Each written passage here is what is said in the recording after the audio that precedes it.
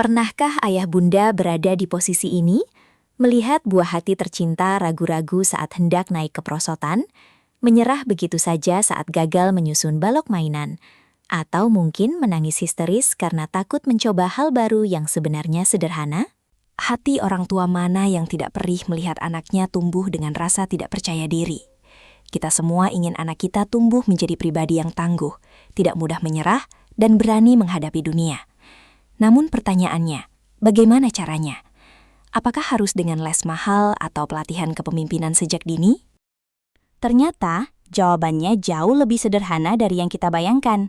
Rahasia parenting dari para orang tua hebat bukan terletak pada fasilitas mewah, melainkan pada kebiasaan harian yang tampak sepele namun berdampak luar biasa. Selamat datang kembali di channel Ruang Renung. Ruang belajar bagi kita semua untuk membentuk anak hebat sejak dini, dengan penuh cinta tanpa luka.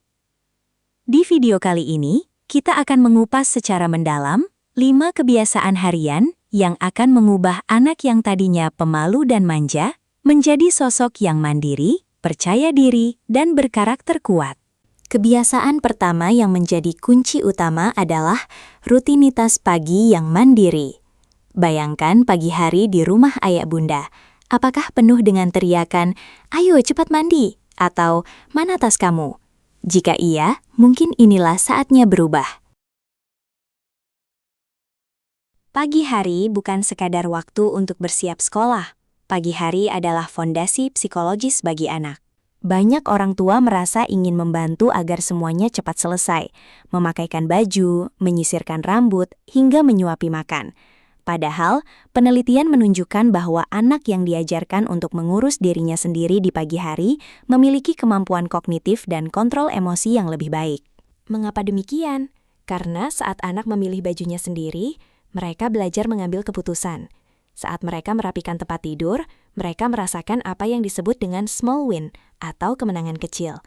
Kemenangan-kemenangan kecil di pagi hari ini akan terbawa sepanjang hari, membuat mereka merasa, "Aku mampu melakukan tugasku sendiri." Mulailah dengan hal kecil. Berikan mereka tanggung jawab untuk menaruh baju kotor di keranjang atau menyiapkan sepatu mereka sendiri. Jangan fokus pada kerapiannya dulu, tapi fokuslah pada proses mereka melakukannya tanpa bantuan. Poin kedua, tanggung jawab kecil di dalam rumah. Kebiasaan kedua adalah memberikan tanggung jawab kecil secara konsisten. Seringkali, karena rasa sayang, kita sebagai orang tua ingin melayani anak sepenuhnya. Namun, memanjakan anak dengan melayani segala kebutuhannya justru merupakan pencurian terhadap kesempatan mereka untuk belajar. Anak perlu merasa bahwa mereka adalah bagian penting di tim di rumah. Berikan mereka tugas rutin yang sesuai usianya. Misalnya, anak usia 3 tahun bisa belajar menaruh mainan kembali ke kotak. Anak usia 5 tahun bisa membantu menyiram tanaman atau menata alat makan di meja.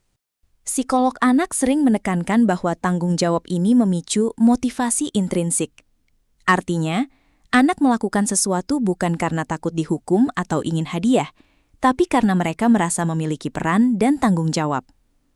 Rasa dibutuhkan oleh keluarga akan membangun harga diri atau self-esteem yang sangat kuat. Ketika mereka merasa mampu berkontribusi di rumah, mereka akan merasa jauh lebih percaya diri saat harus berinteraksi dengan dunia luar. Kebiasaan ketiga adalah menciptakan jadwal harian yang terstruktur. Pernahkah ayah bunda melihat anak tantrum hanya karena diminta berhenti bermain dan mulai mandi?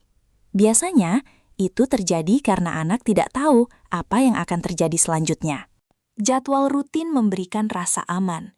Dunia bagi anak-anak bisa terasa sangat besar dan membingungkan.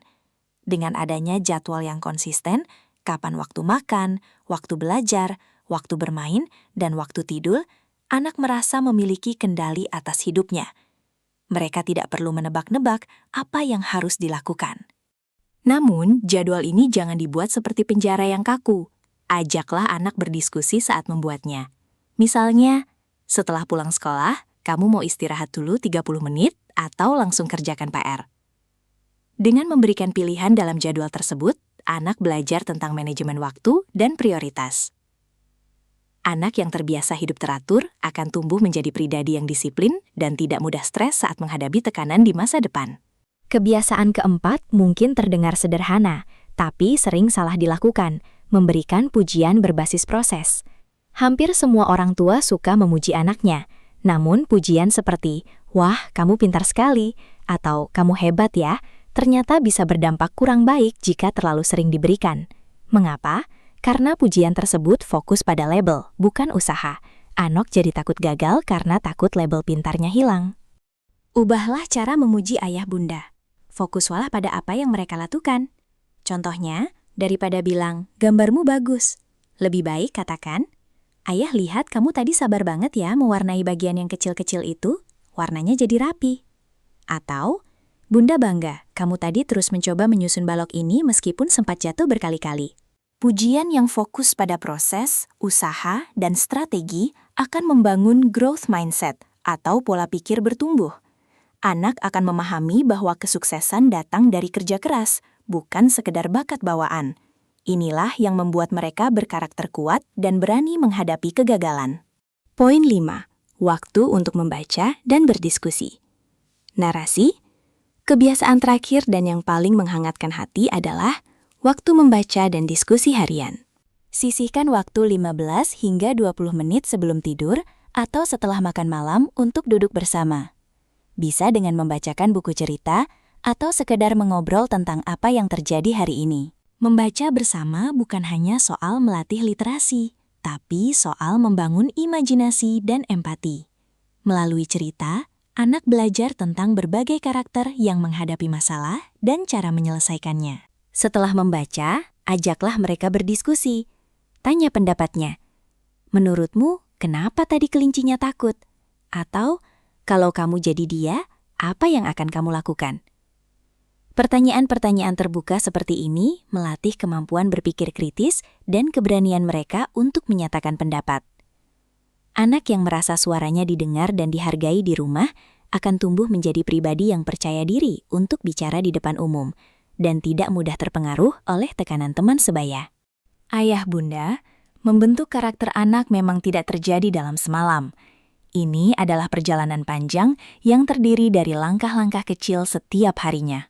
Kelima kebiasaan tadi, rutinitas pagi, tanggung jawab kecil, jadwal teratur, pujian pada proses, dan waktu diskusi, adalah investasi jangka panjang yang hasilnya mungkin tidak terlihat besok, tapi akan sangat terasa saat mereka dewasa nanti.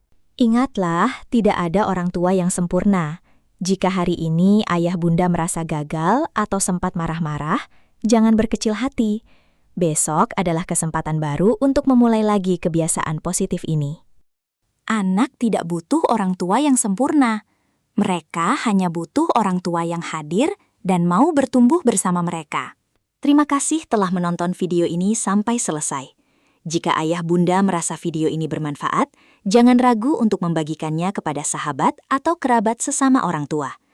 Mari kita bangun generasi anak Indonesia yang mandiri, percaya diri, dan berkarakter kuat, dimulai dari rumah kita sendiri. Jangan lupa tulis di kolom komentar, kebiasaan mana yang paling menantang untuk diterapkan di rumah. Mari kita berdiskusi. Sampai jumpa di video bijak anak selanjutnya. Wassalamualaikum warahmatullahi wabarakatuh. Orang tua hebat, anak hebat.